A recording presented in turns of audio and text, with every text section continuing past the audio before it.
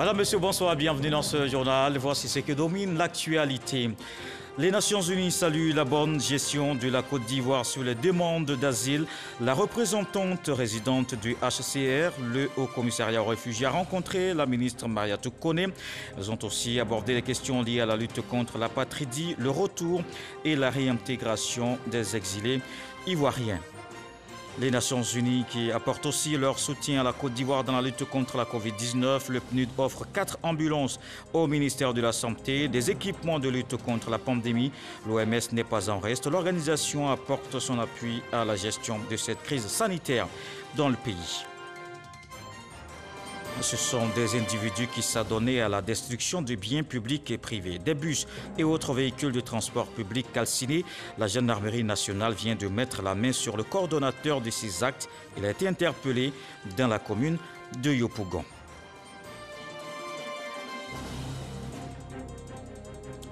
Valéry Giscard d'Estaing, décédé hier, l'ancien président français était âgé de 94 ans. Il n'aura exercé qu'un seul septennat, 74-1981. La classe politique française lui rend hommage en Côte d'Ivoire. Un boulevard porte d'ailleurs son nom depuis 1978. D'abord, ce télégramme du président de la République, Alassane Ouattara, son homologue de la République française. Monsieur le Président, c'est avec une profonde tristesse que j'ai appris le décès survenu le mercredi 2 décembre 2020 à l'âge de 94 ans de l'ancien président de la République française, Valéry Giscard d'Estaing. En cette douloureuse circonstance, je voudrais, au nom du peuple et du gouvernement ivoirien ainsi qu'en mon nom propre, adresser à votre Excellence, au gouvernement et au peuple français, de même qu'à la famille de l'illustre disparu, mes condoléances les plus émues et exprimer mes sentiments de profonde compassion. Je voudrais saluer la mémoire de ce grand homme d'État reconnu comme un réformateur, un rénovateur de la vie politique et de la société française qui a consacré son mandat à la modernisation de la France et à l'approfondissement de l'Union européenne. En vous renouvelant la compassion et la solidarité du peuple ivoirien, je rends hommage à un grand ami de la Côte d'Ivoire, comme en témoigne la mémorable visite officielle qu'il a effectuée en janvier 1978 à l'invitation du président Félix Houphouët-Boigny. Un télégramme signé Alassane Ouattara, président de la République de Côte d'Ivoire. On le disait à l'instant, Valéry Giscard d'Estaing est décédé hier des suites de la Covid-19. L'ancien président français était âgé de 94 ans. Il n'a exercé qu'un seul septennat entre 1974 et 1981. Toute la classe politique française lui rend hommage. Gabriel Zani. Valéry Giscard d'Estaing, désigné par ses initiales VGE, est né le 2 février 1926 à Koblenz en Allemagne et est mort le 2 décembre 2020 à Autun en France à l'âge de 94 ans des suites de la Covid-19. VGE a été président de la France à 48 ans, de 1974 à 1981. Sous son septennat, Valéry Giscard d'Estaing met en œuvre d'importantes réformes législatives avec pour objectif d'adapter la législation à l'évolution des mœurs et des réalités sociales. Il fait voter la loi instaurant le divorce par consentement mutuel et pour rupture de la vie commune. Il permet la dépénalisation de l'avortement, encadrant l'interruption volontaire de grossesse et autorisant l'interruption médicale de grossesse sous conditions. Mais au-delà de tout, Valéry Giscard d'Estaing a affiché une longévité politique record. Après avoir été battu par François Mitterrand le 10 mai 1981, Valéry Giscard d'Estaing siégeait depuis 1981 et à vie au Conseil constitutionnel. En tant que chef de l'État, il était également membre de l'Académie française depuis 2003. Ce fut un président ouvert aux réformes des sociétés en France comme en Afrique, ce qui lui a valu d'ailleurs le nom de Valéry Giscard d'Estaing, l'Africain.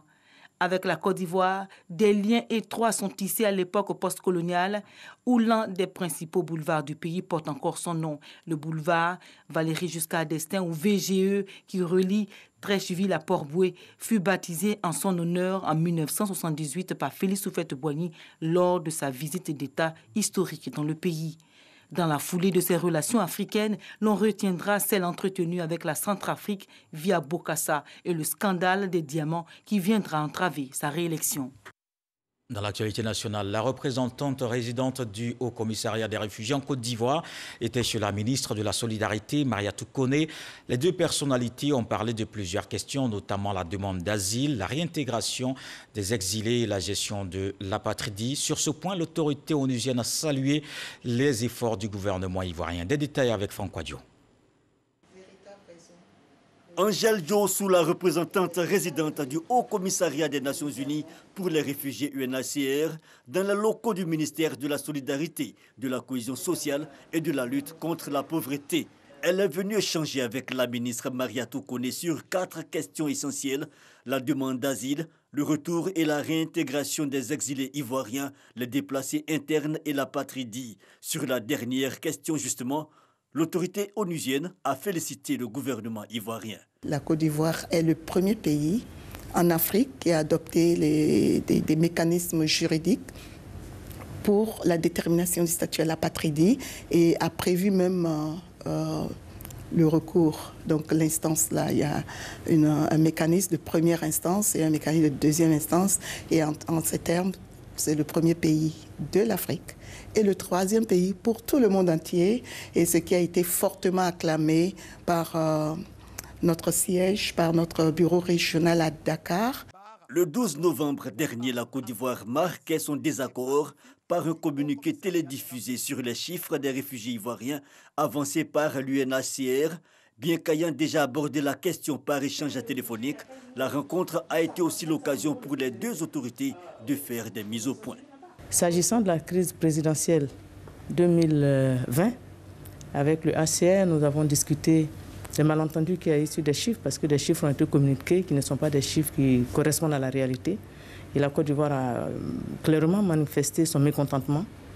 Et je crois que nous avons également parlé de cela, et elle vous a bien répondu que très bientôt, il y aura d'abord la représentante du HCR au niveau régional sera en Côte d'Ivoire. Il y aura des activités, réunions de haut niveau sur cette question.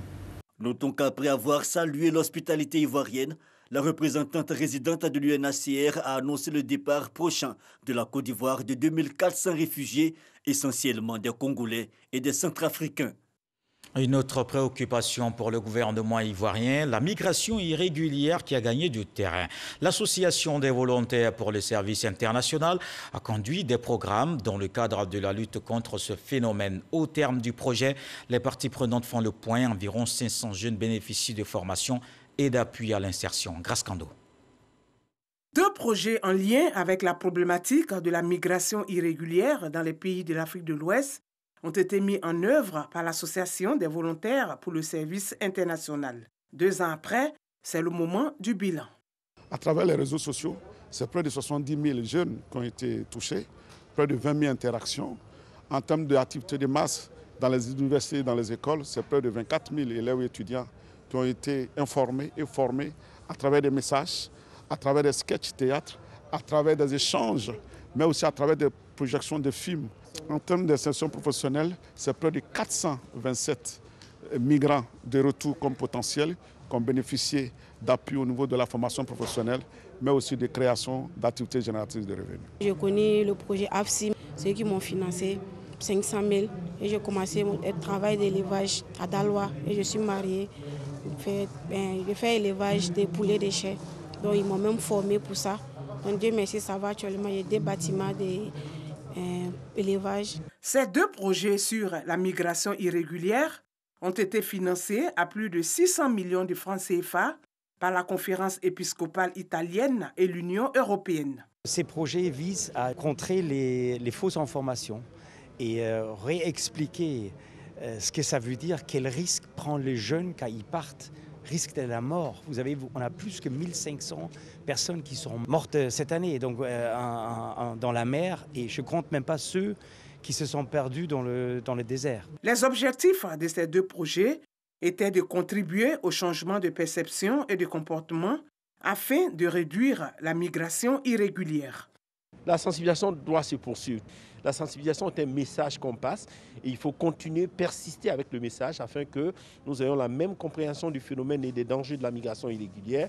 Et nous sommes tous les jours interpellés sur ce drame, mais qu'aussi à côté de la sensibilisation, que nous continuons en tant qu'État, les appuis aux jeunes. Créée en 1972, l'Association des volontaires pour le service international met en œuvre divers projets dans plus de 30 pays avec à la clé la promotion de la dignité humaine, la santé et l'éducation.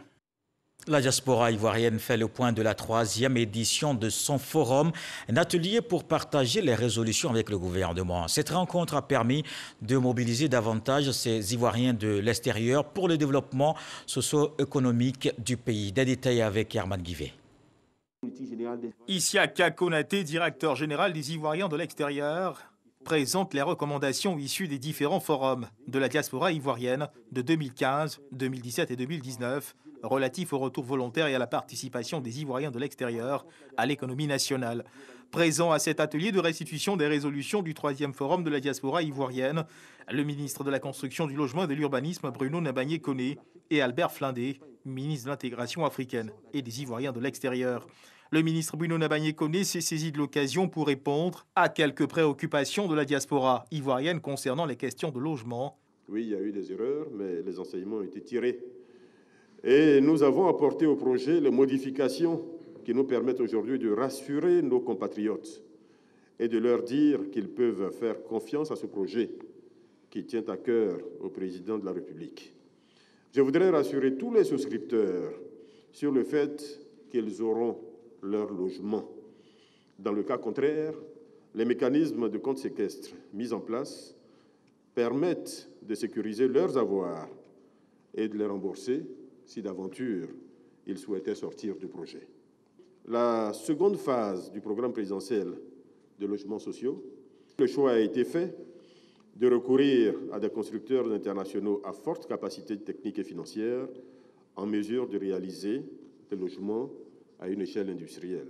Le ministre de l'Intégration africaine et des Ivoiriens de l'extérieur, Albert Flindé, a lui invité la diaspora ivoirienne à faire le pas de la maturité en saisissant les opportunités à leur disposition. J'invite la diaspora à saisir sa place et toute sa place dans nos efforts de développement, à faire son autocritique et à être un agent de fraternité et d'union. Je vous fais la promesse que la Côte d'Ivoire, notre pays, sera là aux côtés de ses fils et de ses filles qui résident hors de chez nous et apportera sa caution morale et financière à sa pleine implication dans la construction et dans la reconstruction, voire même la consolidation de la Côte d'Ivoire nouvelle. Les représentants de certains ministères se sont saisis de l'occasion pour présenter quelques dispositifs mis à disposition pour accompagner la diaspora au niveau de leur ministère.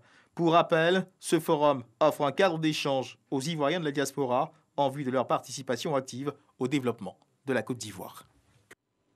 Les négociations sur le nouveau cadre d'échanges commerciaux entre la Côte d'Ivoire et la Grande-Bretagne ont abouti le 15 août dernier à la signature d'un accord. Un partenariat économique d'étape entre les deux pays. Avant sa mise en œuvre, le gouvernement a présenté ce mercredi à Abidjan les différents engagements et le plan d'action dont nous parle ici Lansine Bakayoko. À cause du Brexit, la sortie de l'Europe, l'accord de partenariat économique avec l'Union européenne ne s'applique plus systématiquement à la Grande-Bretagne. Un vrai problème pour les échanges commerciaux ivoiro-britanniques. C'est tout l'enjeu du nouveau cadre de coopération bilatérale tracé par Yamoussoukro et Londres à travers l'accord de partenariat économique intérimaire signé le 15 octobre 2020. Cet accord permettra donc à nos compagnies respectives de profiter de flux déjà grandissants pour davantage de partenariats dans le futur. Pour s'assurer d'une bonne coopération, le Royaume-Uni a lancé le programme UK Trade Partnerships en début d'octobre 2020 pour accompagner les entreprises ivoiriennes désireuses d'exporter vers notre pays.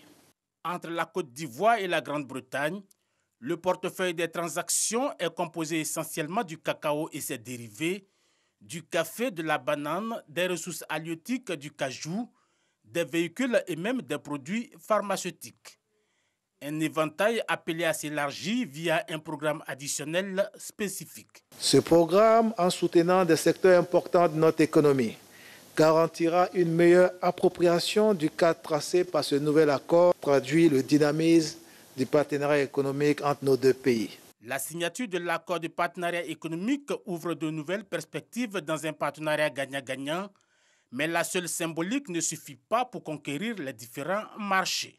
Nous gagnerons ensemble les bénéfices de cet accord parce que la foi et la volonté que nous y avons mises sont le gage d'un espoir certain pour le secteur privé en Côte d'Ivoire et le secteur privé de Grande-Bretagne. En 2019, les échanges de biens entre la Côte d'Ivoire et la Grande-Bretagne se sont élevés à 283 milliards de francs CFA, avec un excédent commercial de 108 milliards en faveur de la Côte d'Ivoire. La Grande-Bretagne importe 23% du cacao ivoirien et 6% de sa banane dessert.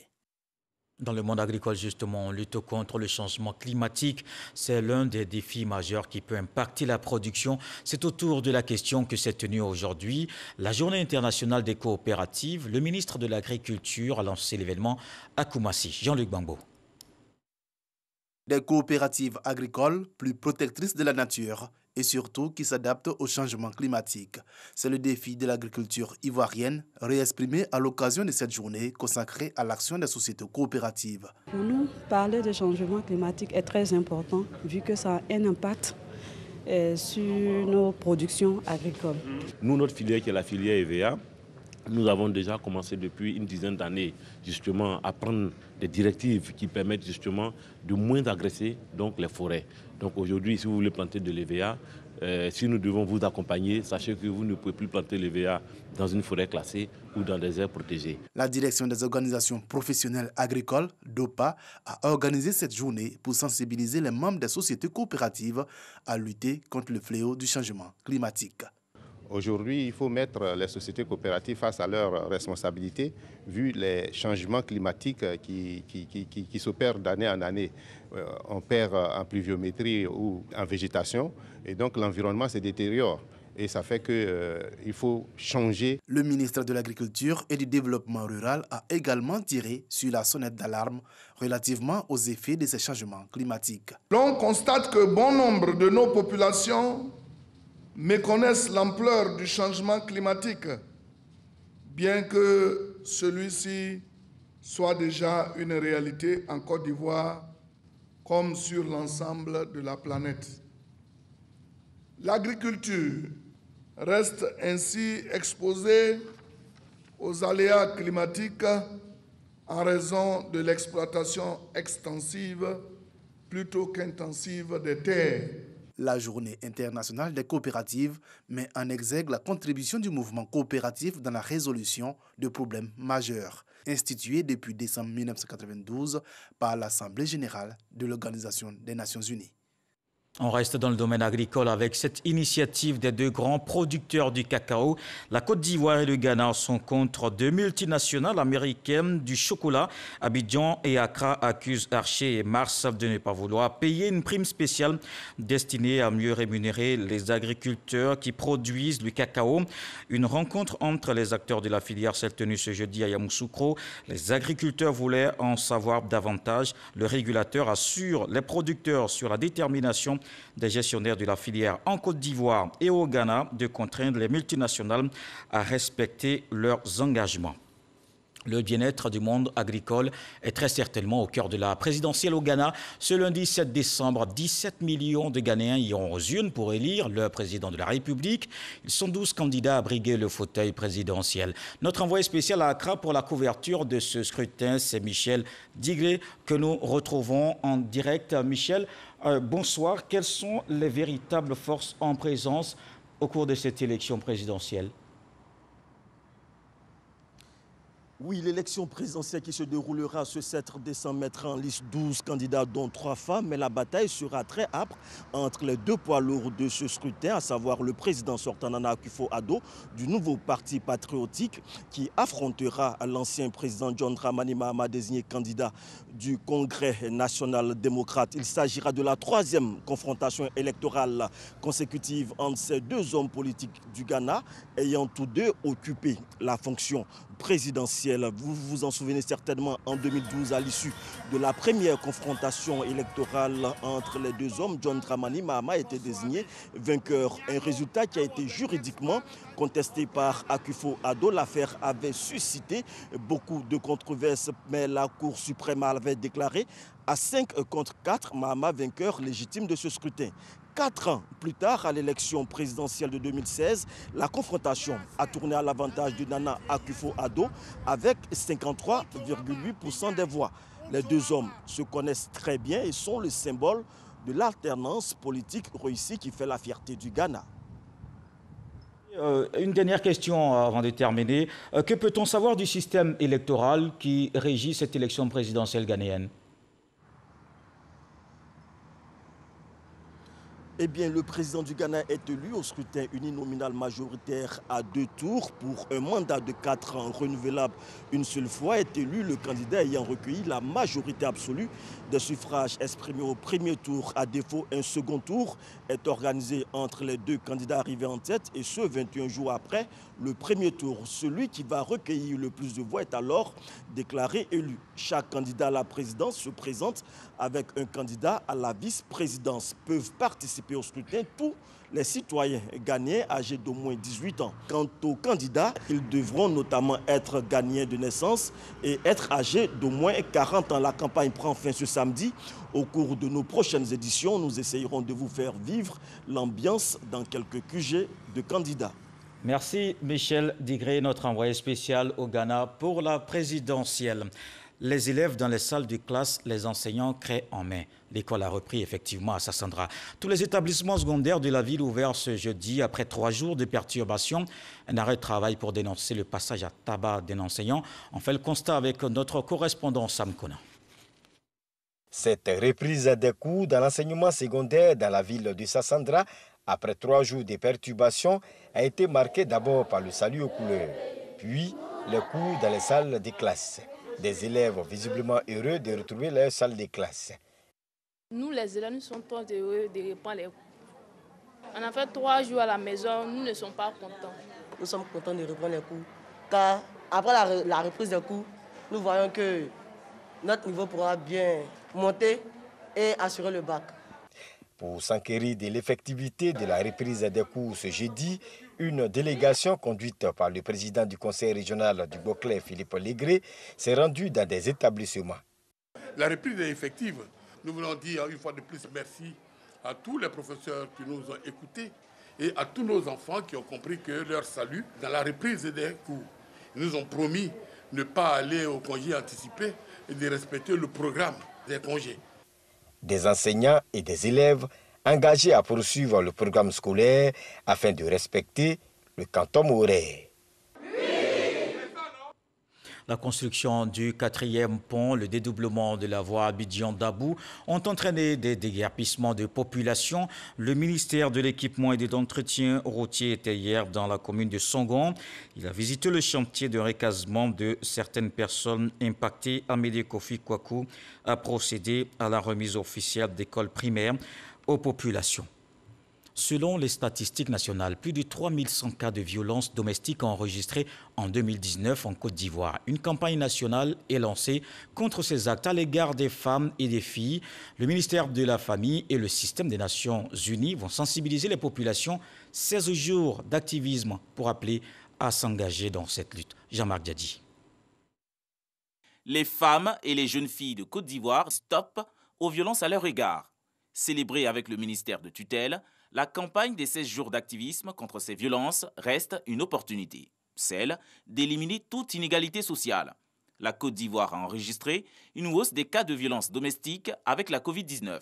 67% des cas sont dans le milieu familial, selon les statistiques nationales. Ce que nous souhaitons voir maintenant, c'est quelque chose de beaucoup plus concret, beaucoup plus de financement allant vers les victimes des violences basées sur le genre, des services mis à leur disposition. Les agences du système des Nations Unies réitèrent leur soutien à l'État de Côte d'Ivoire pour assurer les projets de plaidoyer en faveur des femmes et des jeunes filles. Quant à la ministre Liramata Bakayoko, elle s'est dite satisfaite des efforts déployés par le gouvernement pour éliminer ces violences. En tant que système des Nations Unies, notre rôle est d'encourager toutes les initiatives venant des pays orientées vers la sensibilisation, la mobilisation, le partage des connaissances et l'innovation dans le cadre de cette lutte. La création de 42 bureaux d'accueil genre dans les commissariats et postes de police, la mise à disposition de tous d'un numéro vert pour dénoncer, orienter et informer, c'est la ligne 1308 qui est gratuite et disponible 24 heures sur 24 à partir de tous les téléphones. Nous avons également salué la réouverture du centre Pavios, qui est un centre d'accueil et de transit qui permet d'héberger les survivantes des VBG avant leur insertion familiale. Il est important également de noter que l'action gouvernementale se traduit par des sanctions exemplaires infligées à ceux qui se rendent coupables de violences et de crimes à l'égard des femmes et des enfants. Débutée le 25 novembre, la campagne des 16 jours d'activisme s'achèvera le 10 décembre avec la journée des droits de l'homme. Une autre lutte qui continue, celle contre la Covid-19, une pandémie encore active, continuant l'observation des gestes barrières.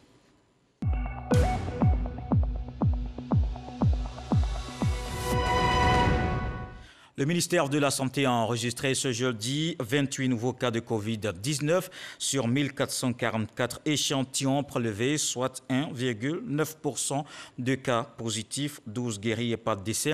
À la date du 3 décembre, la Côte d'Ivoire compte donc 21 389 cas confirmés, dont 21 022 personnes guéries, 132 décès et 235 cas actifs. Et dans cette lutte contre la Covid-19, le programme des Nations Unies pour le développement offre 4 ambulances à la Côte d'Ivoire. La représentante résidente du PNUD a aussi remis du matériel médical et des équipements de protection aux autorités sanitaires. L'Organisation mondiale de la santé a aussi apporté un appui à la Côte d'Ivoire. Des détails avec Michel Bambo. 4 ambulances, des paires de gants, 11 800 masques N95, 5 respirateurs et bien d'autres matériels et équipements sanitaires. Le PNUD, Programme des Nations Unies pour le développement, vient ainsi en soutien à la réponse du gouvernement ivoirien à la pandémie à coronavirus. Valeur totale du don, 414 millions de francs CFA. Nous sommes convaincus, Monsieur le ministre, que l'amélioration des conditions de travail et d'intervention des agents de santé, ainsi que le renforcement de la résilience du système de santé lui-même, demeurent les maillons essentiels pour améliorer la qualité des services rendus aux populations et la qualité de la riposte à la pandémie de Covid-19. La Côte d'Ivoire enregistre à ce jour l'un des taux de mortalité liés à la Covid-19 les plus bas d'Afrique, avec 0,6% de décès, soit 132 décès sur un total de 21 361 cas confirmés. L'OMS salue les efforts fournis par le gouvernement ivoirien et pour les accentuer, l'Organisation mondiale de la santé fait don de matériel. Du matériel estimé à un peu plus de 300 millions de francs CFA. Priorité faite aux laboratoires et aux centres de santé décentralisés. Il est plus que nécessaire à ce jour de se tourner maintenant vers les structures de santé décentralisées. Les régions et districts sanitaires, les CHU, les CHR, les hôpitaux généraux, établissements de premier contact, en vue de renforcer leurs capacités dans tous les piliers de la réponse à la Covid-19, notamment la surveillance épidémiologique, y compris la surveillance transfrontalière, la prévention et le contrôle de l'infection, le dépistage, avec des laboratoires qui ont des capacités décentralisées. Des actions saluées par le ministre de la Santé et de l'Hygiène publique. La prochaine étape, c'est comment faire pour avoir accès au vaccin. Et pour cela, le gouvernement essaie toujours d'anticiper d'ores et déjà. Le ministère de la Santé est éligible à ce vaccin à travers le mécanisme COVAX qui a été mis en place. Après réception, cap sur l'aéroport international Félix Houphouët-Boigny. Une deuxième vague de la pandémie liée au coronavirus est enregistrée dans plusieurs pays. Le docteur Aka Aole veut donc s'assurer du bon fonctionnement du dispositif sanitaire sur place. Très souvent, malheureusement, la pandémie est importée, mais également, nous aussi, nous ne devons pas l'exporter. Donc, c'est pour cela que le contrôle de l'aéroport est extrêmement important. Vous savez que les frontières terrestres, elles sont fermées. Donc, la sortie ou l'entrée, c'est l'aéroport. De ce point de vue, on a pu mettre justement en place des procédures opérationnelles normalisées nationales pour le dépistage de l'infection à Covid-19. C'est un système qui doit pouvoir bien marcher et comme on l'a vu, ça marche bien. Se laver fréquemment les mains à l'eau et au savon.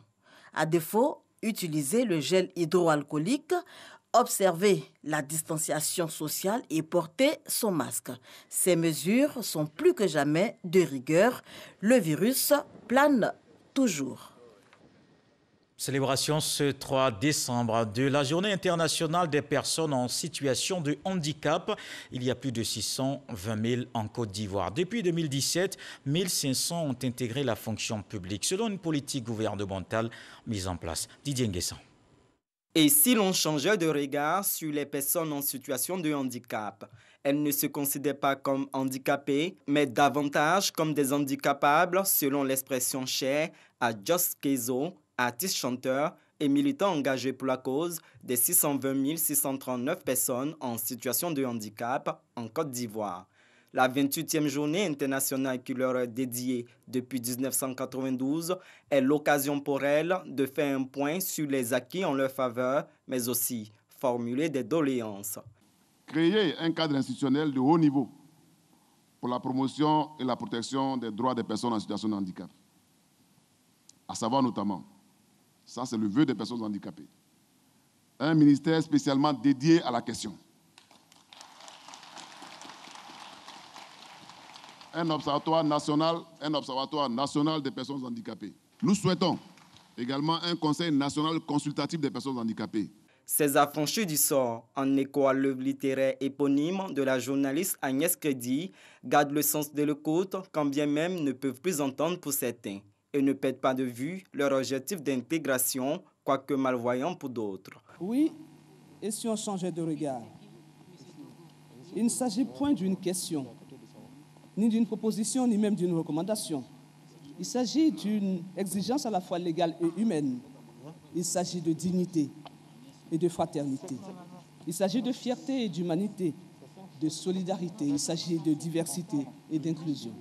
De 2010 à 2020, la subvention du gouvernement en faveur des personnes en situation de handicap est passée de 10 millions à 155 millions de francs CFA. En ce qui concerne l'emploi, le recrutement dérogatoire des personnes en situation de handicap à la fonction publique, qui sont à ce jour plus de 1500 personnes, dont 200 pour cette année 2020. Pour son Excellence, Monsieur le Premier ministre, Les affranchis du sort, ce livre doit être lu par le plus grand nombre d'entre nous. Cet ouvrage est fait pour parler à nos cœurs, mais également, je trouve que c'est également une interpellation qu'Agnès Crédit nous fait. Il est fait pour que nous embrassions de nouveaux programmes et de nouveaux défis. En réponse à une doléance, le ministre de la Communication et des Médias, Sidi Touré, s'est dit favorable à une émission mensuelle sur les antennes de la RTI dédiée aux personnes en situation de handicap. Depuis quelque temps, des individus s'adonnaient à la destruction des biens publics et privés. Vous l'avez certainement remarqué, des bus et autres véhicules de transport calcinés. La gendarmerie nationale vient d'interpeller le coordonnateur de ces actions dans la commune de Yopougon, Abou Sanogo. Il est le coordonnateur des actions de destruction de biens publics et privés dans la commune de Yopougon. C'est sur ces instructions que ces hommes ont incendié le lundi 30 novembre dernier dans la commune de Yopougon un bus de la Soutra, la société de transport abidjanais, 4 autres véhicules et ont brisé la pare-brise avant d'un autre bus. Après l'interpellation de plusieurs membres de son groupe qui menaient ces actions de déstabilisation, lui vient d'être appréhendé par la gendarmerie nationale dans la commune de Yopougon. Et il sera donc conduit devant le parquet d'Abidjan pour répondre de ces actes. Dans l'actualité politique, les coordonnateurs du RHDP se sont rencontrés. Ils vont élaborer une stratégie en vue des législatives. Ces responsables entendent déjà investir le terrain. Éric Goré.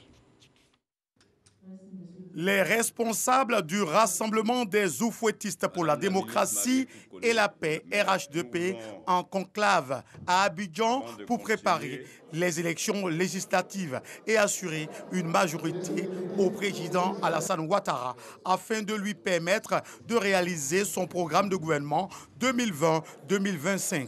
Après toute une journée de travail, un communiqué est produit.